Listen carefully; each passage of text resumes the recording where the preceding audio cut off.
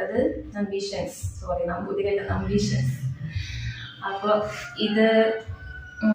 ഇതിന്റെ MRP വരുന്നത് 930 രൂപയാണ്. ഓഫർ പ്രൈസ് വരുന്നത് 599 രൂപയാണ്. അതിൽ ഓഫർ പ്രൈസ് വരുന്നത്. ഇതൊക്കെയാണെങ്കിൽ വേറൊരു പ്രശ്നമുണ്ട്, എന്തെങ്കിലും ചെയ്യുമ്പോൾ അതിൻ്റെ ഇടയിൽ വേറെ ഒന്നും ശരിക്കും ശ്രദ്ധിക്കാൻ പറ്റില്ല.